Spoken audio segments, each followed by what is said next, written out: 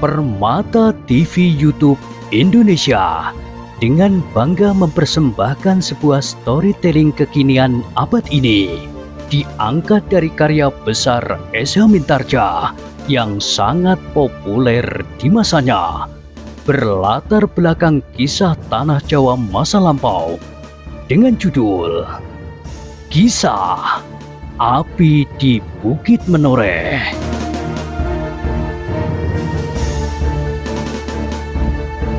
Pada kesempatan yang sangat baik ini, kita masuk pada episode yang ke-537. Selamat menikmati.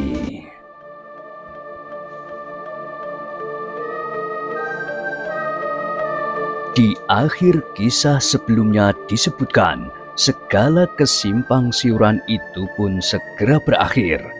Para pengawal yang mengiringi Ki Gede Pemanahan setelah Ki Gede Pemanahan memasuki halaman rumahnya, maka sebagian dari mereka pun tinggal diregol. Dari mulut merekalah kemudian tersebar cerita tentang Ki Gede Pemanahan yang terluka itu. Jadi ada orang yang mampu melukai Ki Gede Pemanahan? Bertanya seorang prajurit hampir tidak percaya. Tidak hanya satu orang. Berapa orang? Mula-mula 4 orang yang tiada tandingnya.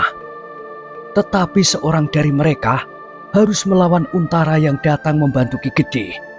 3 orang itulah. Siapakah mereka bertiga? Tentu orang-orang sakti pula. Ya, ternyata mereka berhasil melukai Ki Gede Pemanahan. Dan pengawal itu pun menceritakan apa yang dilihatnya dan apa yang didengarnya dari kedua pengawal Ki Gede Pemanahan yang mengikutinya sejak Ki Gede berangkat dari Mataram. Jadi luka itu bukan hukuman yang diberikan oleh Kanjeng Sultan. Sama sekali bukan. Para pengawal Mataram yang mendengar cerita itu pun menjadi heran. Menurut pengawal yang 2 itu, Kanjeng Sultan Pajang tidak berbuat apa-apa, meskipun mereka tidak tahu pasti keseluruhan persoalan. Namun mereka pun menjadi panas mendengar bahwa ada orang yang telah mencegat Ki Gede Pemanahan dan melukainya. Ki Gede bagi mereka adalah pemimpin, orang tua dan panglima yang tiada tandingnya.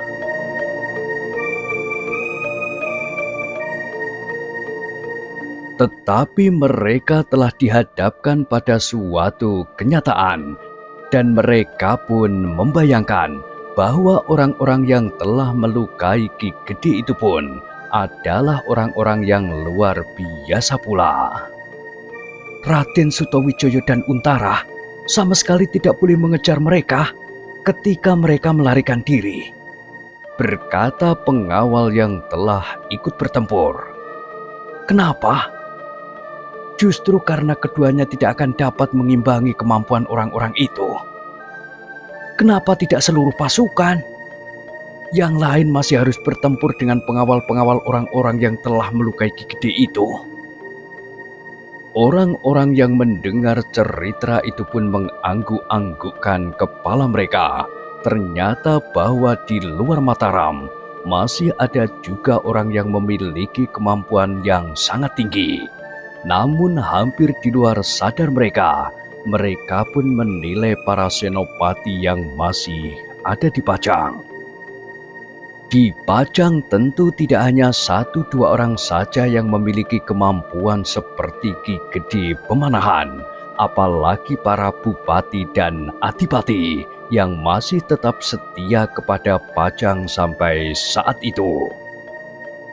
Para pengawal Mataram itu telah didorong untuk menilai keadaan mereka, menilai kekuatan Mataram dibandingkan dengan Pajang. Seperti sebuah mentimun dibandingkan dengan sebuah durian, berkata para pengawal itu di dalam hatinya. Tetapi adalah suatu kenyataan bahwa Mataram memang sudah berdiri, Mataram semakin lama menjadi semakin ramai dan semakin besar.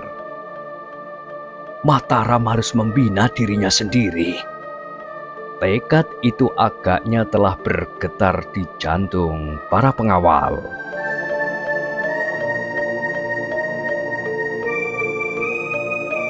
Dalam pada itu, Ki Gede Pemanahan langsung memasuki bagian dalam rumahnya. Suto Wijoyo yang cemas memapahnya dan membawanya ke dalam biliknya. Perlahan-lahan dilayaninya Ki Gede Pemanahan, duduk di pembaringannya. Dengan nafas yang terengah-engah, Ki Gede berkata, "Ternyata aku masih sempat sampai ke bilik ini lagi." Suto Wijoyo yang kemudian duduk pula di sebuah dingklik kayu di sebelah Ki Lurah Branjangan pun bergeser mendekat. Katanya, "Sebaiknya ayah beristirahat sepenuhnya.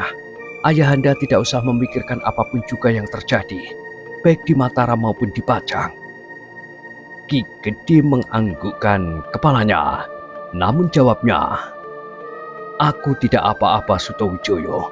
Lukaku tidak begitu parah. Tetapi ayahanda kelihatan sangat letih." "Iya, aku memang letih sekali. Aku akan memanggil dukun yang paling baik yang ada di Mataram untuk mengobati luka ayahanda." Ki Gede Pemanahan merenung sejenak, lalu katanya, "Lukaku tidak apa-apa, Suto Wijoyo. Meskipun demikian, tetapi luka itu harus diobati." Ki Gede Pemanahan tidak menyahut. Sambil menarik nafas dalam-dalam ia kemudian berdesis, "Aku akan berbaring." Suto Wijoyo kemudian membantu Ki Gede yang berbaring sambil berdesis. Lukanya tidak begitu terasa sakit, tetapi karena darahnya yang terlampau banyak mengalir dari luka itu sebelum dimampetkan, maka rasa-rasanya tubuh Ki Gede Pemanahan menjadi lemah sekali.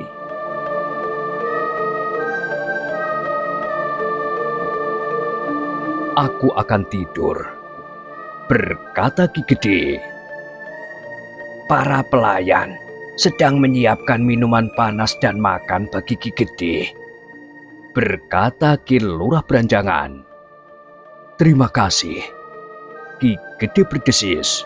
Lalu katanya, "Aku memang haus sekali."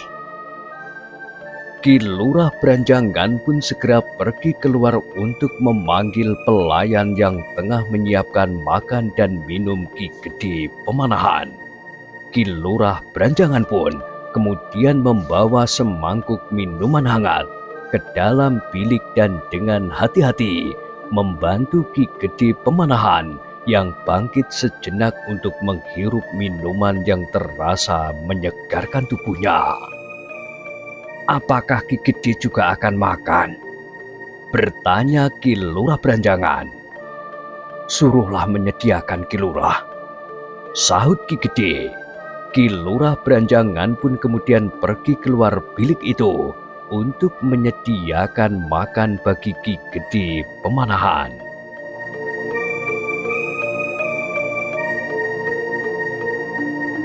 Sementara itu, tinggal Suto Wijoyo lah yang masih ada di dalam bilik ayahnya yang sedang berbaring diam itu. "Suto Wijoyo," berkata Ki Gede Pemanahan itu perlahan-lahan, "apakah kau tidak ingin mendengar cerita perjalananku pada saat aku menghadap Kanjeng Sultan Pajang?" Suto Wijoyo menundukkan kepalanya. Ada keinginannya untuk mendengar sikap Sultan Pajang, tetapi ada juga keraguan-raguan di dalam hatinya. Namun demikian ia kemudian menjawab, "Tentu ayahanda." "Baiklah Suto Wijoyo, yang penting bahwa sikap dan keputusan yang diambil oleh Kanjeng Sultan di Pajang itu jauh berbeda dengan angan-anganku pada saat aku berangkat. Namun justru karena itu, aku telah mengalami kejutan yang tiada taranya." Suto Wijoyo masih tetap menundukkan kepalanya. Ki Gede pun kemudian menceritakan perjalanannya menghadap Sultan Pajang dan sekaligus sikap dan keputusan yang diambil oleh Sultan Pajang itu. Jika aku dihukum, rasa-rasanya kesalahanku telah aku bayar lunas. Tetapi kini Sultan Pajang seolah-olah membiarkan aku selalu dikejar oleh perasaan bersalah dan berhutang budi, berkata Ki Gede. Kemudian Suto Wijoyo masih tetap duduk diam di tempatnya. Ki Gede pun kemudian mengisahkan perjalanannya kembali dan diceritakannya pula pertempuran yang telah terjadi di tepi Kali Opak itu sejak permulaan sampai Suto Wijoyo datang. Dengan seksama Suto Wijoyo mendengarkan cerita ayahandanya, dicobanya untuk mengurai persoalan yang telah terjadi itu.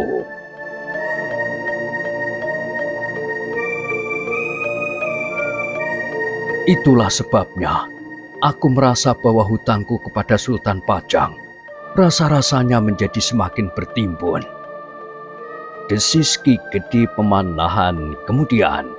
Tetapi ternyata Suto Wijoyo tidak menanggapinya. Bahkan keningnya nampak berkerut membayangkan ketegangan di dalam dadanya.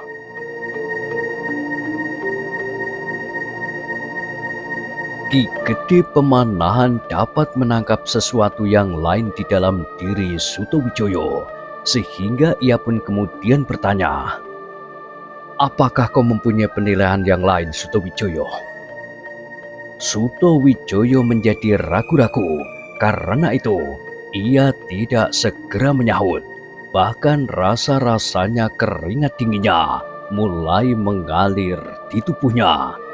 Dengan susah payah ia berusaha untuk mengarahkan angan-angannya sendiri sesuai dengan tanggapan Ki Gede Pemanahan. Namun setiap kali telah memercik tanggapan yang jauh berbeda. Ki Gede Pemanahan menunggu sejenak, namun terasa bahwa memang ada sesuatu yang lain pada anak laki-lakinya itu. "Suto Wijoyo," berkata Ki Gede kemudian, "kenapa kau diam saja?"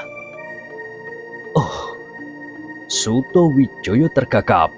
Dengan serta-merta ia berdesis, "Begitulah ayahanda. Kau tidak berkata sebenarnya."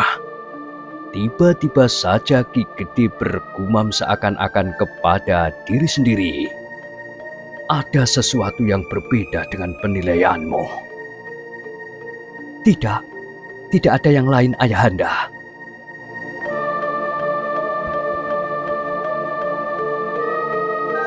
Suto Wijoyo, suara Ki Gede menjadi dalam.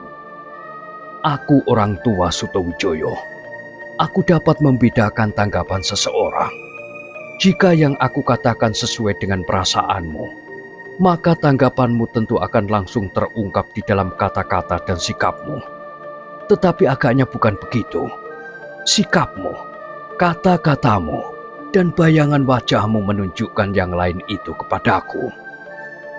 Suto Wijoyo tidak menjawab, tetapi kepalanya tertunduk semakin dalam.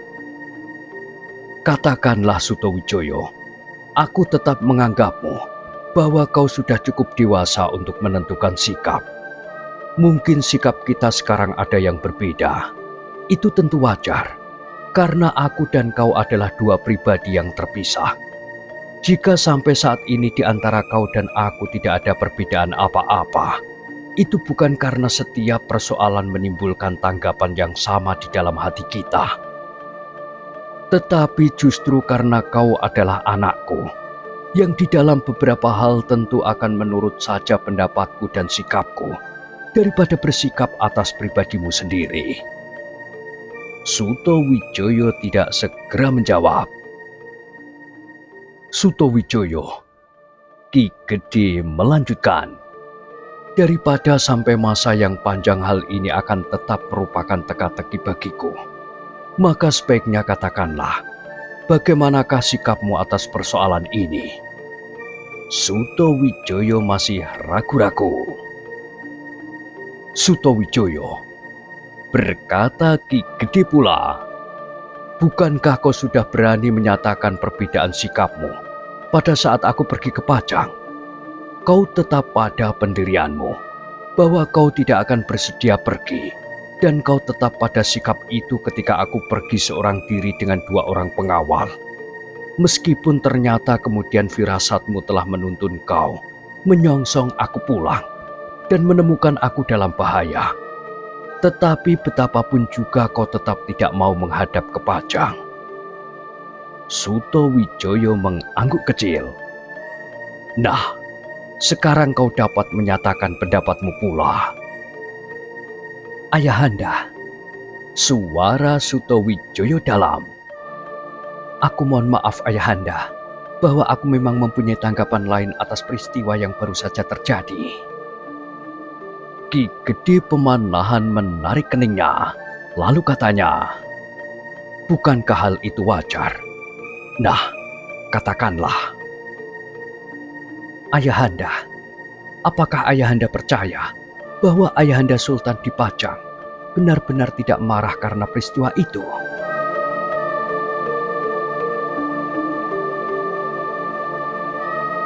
Ki Gede Pemanahan berpikir sejenak, namun pengalamannya dan pengenalannya atas Sutowijoyo segera membimbingnya pada suatu kesimpulan tentang sikap Sutowijoyo itu. Karena itulah, maka dadanya menjadi berdebar-debar. Apakah yang kau maksudkan sebenarnya Sutowijoyo? Apakah kau menganggap bahwa Sultan Hadiwijoyo hanya sekedar berpura-pura saja? Ayahanda, jika Ayahanda Sultan Hadiwijoyo benar-benar tidak marah dan tidak mengambil tindakan apapun terhadap aku, itu pertanda bahwa Ayahanda Sultan Hadiwijoyo tidak adil. Ia menodai pemerintahannya dengan kepentingan diri sendiri. Kenapa mementingkan diri sendiri? Bukankah dengan demikian justru menunjukkan bahwa ia seorang raja yang berjiwa lapang? Tidak ayah, ia hanya mementingkan diri sendiri, mementingkan keluarganya sendiri. Karena aku adalah anaknya, meskipun sekedar anak pungut. Apakah Sultan Hadiwijoyo akan berbuat sama jika yang melakukan itu orang lain, bukan keluarganya, bukan anak angkatnya? Ki Gede Pemanahan menarik nafas dalam-dalam, lalu katanya, kau tentu belum selesai. Teruskan. Sutowijoyo justru termangu-mangu, namun kemudian katanya, ya ayah, aku memang belum selesai. Sutowijoyo menelan ludahnya, lalu katanya, seharusnya seorang raja yang adil menghukum siapa saja yang bersalah. Kau juga minta dihukum. Setidak-tidaknya ada keputusan bahwa aku harus dihukum. Mungkin aku akan melarikan diri atau mengambil sikap yang lain. Sutowijoyo, berkata Ki Gede, tentu kau masih ingat apa yang dilakukan oleh Sultan Hadiwijoyo semasa ia masih selalu dibayangi oleh perpecahan dan perang saudara. Haryo Penangsang telah mengirimkan beberapa orang, bahkan dengan pertanda kebesaran Jipang, pusaka keris yang disebutnya Brongot Setan Kober. Orang-orang itu berhasil memasuki bilik tidur Sultan Hadiwijoyo, tetapi mereka gagal membunuh. Bahkan kemudian mereka dapat ditangkap. Kau ingat? Ayahandalah yang menangkapnya. Aku beserta beberapa orang prajurit, sahut Ki Gede. Namun ternyata orang-orang itu juga tidak dihukum. Orang-orang itu masing-masing menerima hadiah dari Kanjeng Sultan. Tetapi nilai hadiah itu sangat berbeda dari wujudnya. Hadiah itu justru suatu alat untuk merendahkan Pamanda Haryo Penangsang. Justru hadiah itu suatu hukuman yang paling berat bagi Pamanda. Ki Gede Pemanahan menarik nafas dalam-dalam. Sutowijoyo memang bukan anak-anak lagi. ia memiliki pengamatan yang tajam. Hadiah bagi orang-orang yang akan membunuh Sultan Hadiwijoyo itu memang salah satu cara yang dipergunakan oleh Sultan Hadiwijoyo untuk membakar hati Haryo Penangsang yang memang seorang yang mudah sekali menjadi marah dan kehilangan pertimbangan yang bening. Karena itu Ayahanda, berkata Sutowijoyo, apakah kita yang mengenal Ayahanda Sultan sejak lama dapat menganggap bahwa sikapnya itu sebagai suatu sikap yang jujur? Ki Gede Pemanahan termenung sejenak, namun dengan hati yang suram ia berkata, kau benar Sutowijoyo.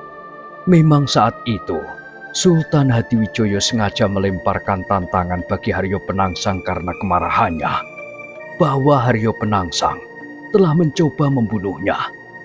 Tetapi aku kira kali ini ia berbuat lain. Aku melihat pengampunan yang tulus memancar dari sorot matanya.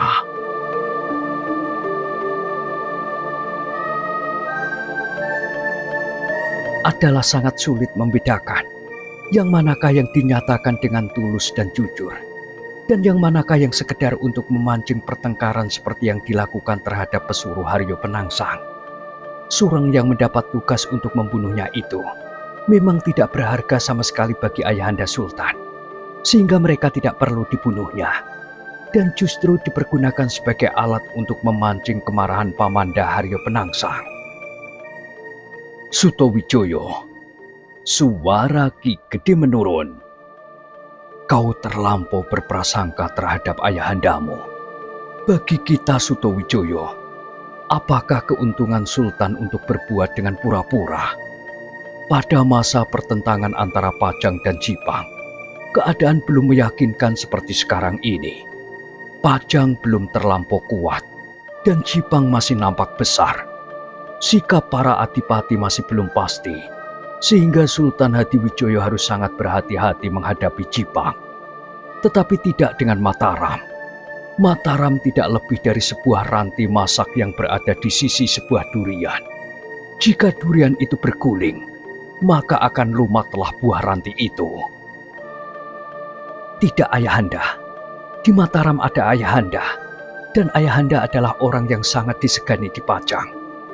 Para adipati mengakui kelebihan Ayahanda sebagai seorang panglima, dan kini Ayahanda masih tetap merupakan hantu bagi mereka, dan akhirnya juga bagi Pajang.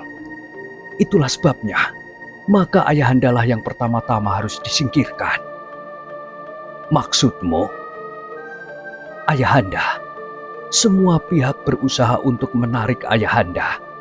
Orang-orang Panembahan Agung pun berusaha untuk memperalat Ayahanda. Mereka ingin menangkap aku hidup-hidup, bukan karena aku mereka anggap orang penting, tetapi mereka ingin memeras Ayahanda dengan mempergunakan aku sebagai taruhan. Ki Gede Pemanahan tidak segera menyahut.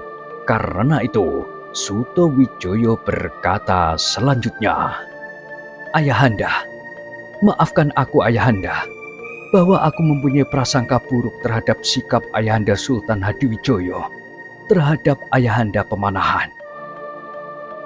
Ki Gede Pemanahan masih merenung sejenak, namun kemudian yang nampak pada sikap yang keras dari anak laki-lakinya itu adalah kesalahannya sendiri.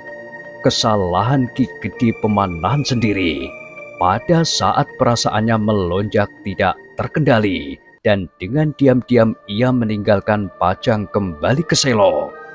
Maka pada saat itulah ia mulai meracuni hati Sutowijoyo dengan ketidakpercayaan lagi kepada ayahanda angkatnya, Sultan Hadiwijoyo. Dengan demikian maka penyesalan itu terasa semakin pedih menusuk hatinya.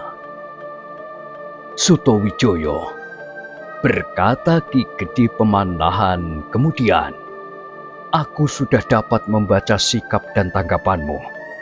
Seperti yang dilakukan terhadap beberapa orang petugas yang dikirim oleh Haryo Penangsang untuk membunuh Sultan itulah, maka ia bersikap sekarang. Namun seandainya ia berhasil memancing kemarahanmu, Apakah yang dimaksudkannya? Apakah ia mengharap kau marah, lalu dengan serta-merta mengangkat senjata untuk melawan Pajang?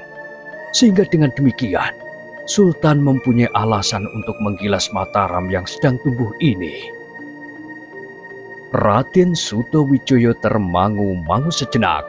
Ada sesuatu yang masih tersangkut di dalam dadanya, tetapi ia ragu-ragu untuk mengucapkannya.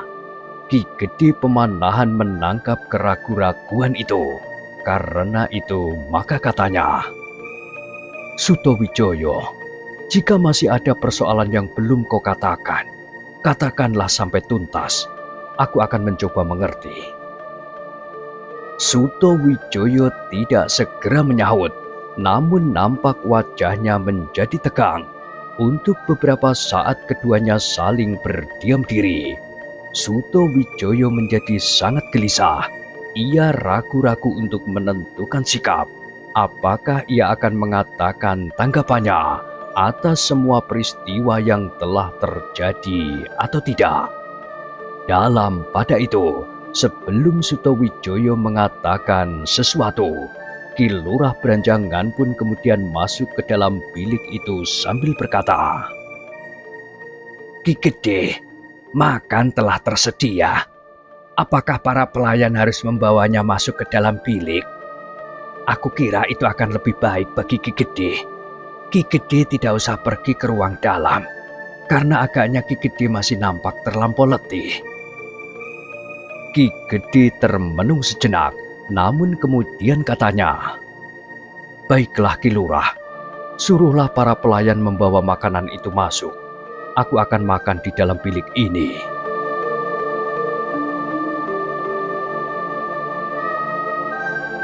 Ki Lurah Branjangan pun kemudian keluar untuk memanggil para pelayan. Sementara itu, Sutawijaya diam saja sambil menundukkan kepalanya. Ada sesuatu yang masih terasa menyangkut di dalam dadanya. Sejenak Ki Gede Pemanahan berdiam diri. Ia menunggu agar Sutawijaya mengatakan sesuatu yang masih tersisa di hatinya. Tetapi Sutawijaya tidak mengatakan sesuatu. "Sutawijaya," berkata Ki Gede, "masih ada waktu sebelum aku makan."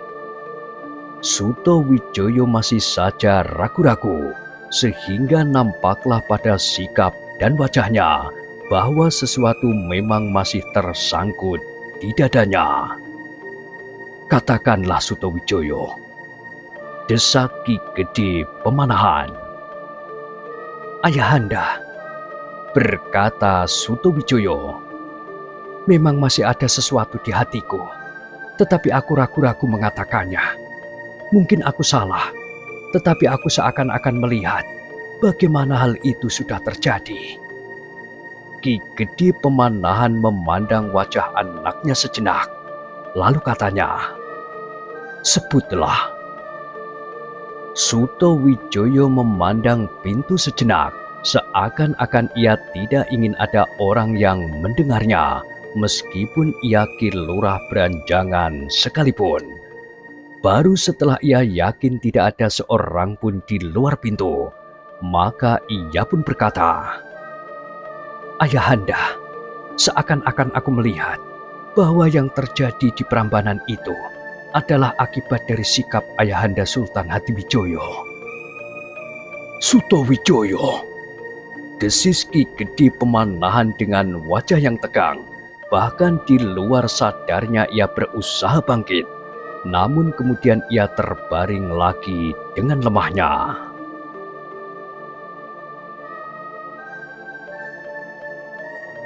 Sutawijaya bergeser maju. Sambil menahan lengan Ki Gede, ia berkata, "Ayahanda, sebaiknya Ayahanda tetap berbaring." "Oh." Ki Gede Pemanahan menarik nafas dalam-dalam. Katanya kemudian dengan nafas terengah-engah, seakan-akan ia baru saja selesai bertempur melawan orang-orang dari kaki Gunung Kelut. "Katakan Sutawijaya." Sutowijoyo menjadi semakin ragu-ragu, namun ayahandanya mendesak. "Katakanlah, supaya aku tidak keliru menafsirkan dugaanmu itu." "Ayahanda," berkata Sutowijoyo, "memang pada bentuk lahiriahnya, Ayahanda Sultan Hadiwijoyo memaafkan segala kesalahanku. Tetapi mustahil bagi Ayahanda demikian saja melupakan gadis dari Kalinyamat itu. Jadi, Ayahanda sudah mengatur semuanya, juga orang yang berada di Kaliopak itu." Ki Gede Pemanahan diam bagaikan membeku. Hatinya serasa dibebani oleh berbagai macam persoalan yang hampir tidak dapat dipikulnya. "Ayahanda, itulah sebabnya maka Untara hanya datang dengan pengawalnya yang sangat terbatas, sedang pengawal-pengawalnya yang lain baru menyusul setelah terlambat." Oh, Ki Gede menekan dadanya. "Maaf Ayahanda, aku tidak tahu apakah aku benar, tetapi seolah-olah aku yakin bahwa sebenarnya Ayahanda Sultan sejak semula sudah tidak bersikap jujur terhadap kita." "Kenapa kau berpendirian begitu?"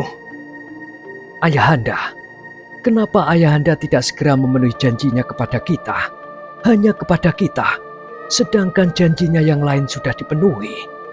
Kenapa kitalah yang harus menerima daerah yang masih berupa hutan belukar, dan apalagi alas mentahok?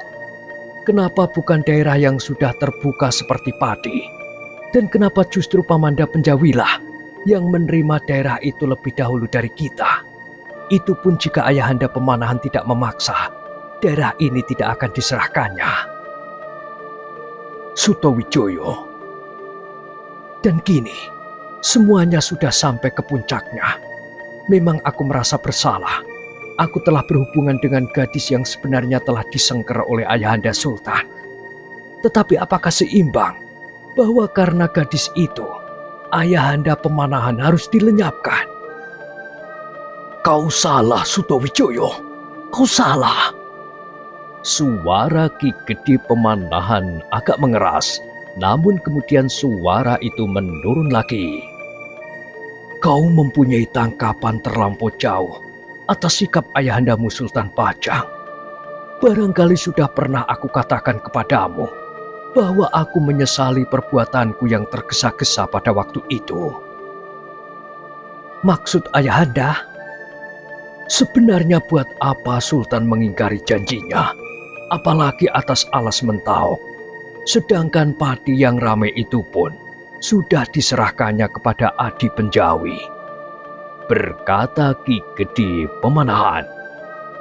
"Sutowijoyo, barangkali sudah pernah aku katakan pula bahwa sikap Sultan itu justru karena ia menganggap kau benar-benar sebagai anaknya, bahwa bukan saja alas mentahok, tetapi mungkin sudah ada tempat yang diperuntukkan bagimu, bagi putranya."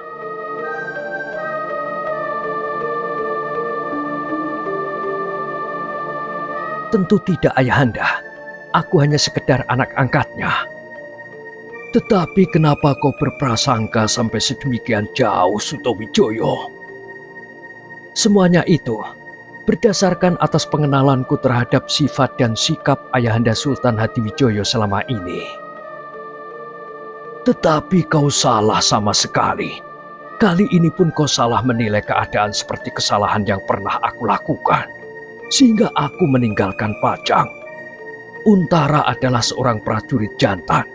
Seandainya semuanya itu hanyalah permainan saja, Untara tidak akan sampai pada ujung nyawanya, karena hampir saja ia terbunuh. Sehingga karena itulah, maka pusakaku aku lepaskan dan mematuk salah seorang dari lawan Untara yang garang itu." Sutowijoyo menundukkan kepalanya, tetapi seakan-akan ia sama sekali tidak mempercayainya.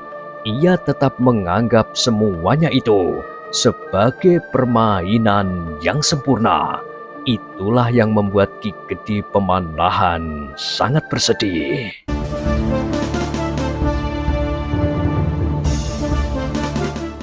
Nah, Bagaimanakah kisah selanjutnya? Silahkan ikuti terus kisah Api di Bukit Menoreh pada episode berikutnya. Sampai jumpa.